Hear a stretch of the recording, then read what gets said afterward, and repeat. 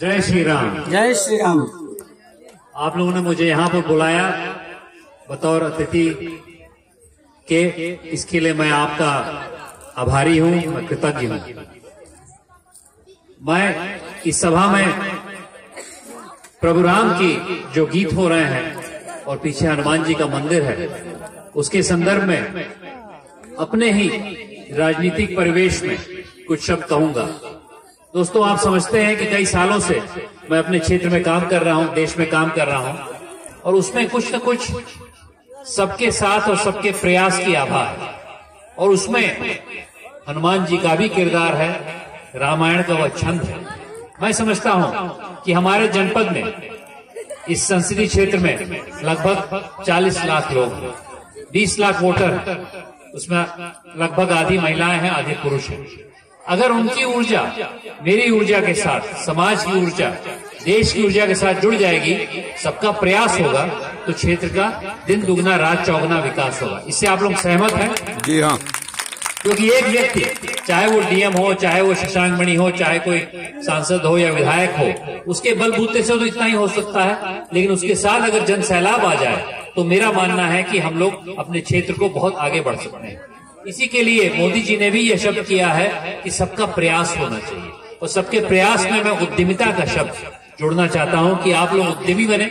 यहाँ की जो महिलाएं हैं, मेरी माताएं हैं, बहनें हैं, वो लक्ष्मीबाई की तरह उद्यमी बने, क्योंकि लड़ाई लक्ष्मीबाई की पूर्वांचल से हुई। और उसी के साथ साथ हमारे जो यहाँ पर मित्र बंधु हैं, वो हनुमान की तरह आगे बढ़े, मंगल पांडे की तरह आगे बढ़े। तो इस संदर्भ में मैं वो आपके सामने छंद दोहराना चाहता हूँ।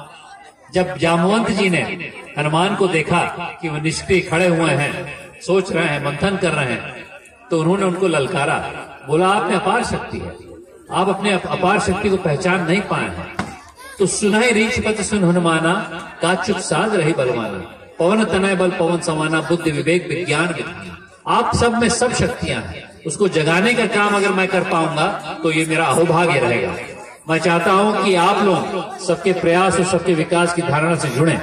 आप लोग रामायण के पावन पुस्तक को पठन करें, और आने वाले समय में आपसे आग्रह करता हूं कि 16 दिसंबर को मेरे पूज्य बाबा पंडित सूरत नारायण मणि त्रिपाठी के पुण्यतिथि पे एक हम लोग कार्यक्रम कर रहे हैं। उसका नाम है सनातन संस्कृत और सांस्कृतिक राष्ट्रवाद।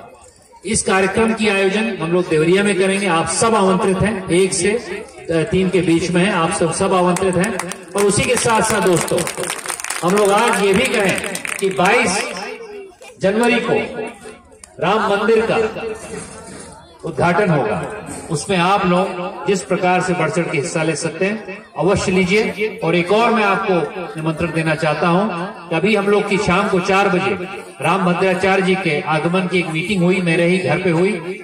उनका आगमन फाजिल नगर में 5 दिसंबर से 13 दिसंबर तक होगा।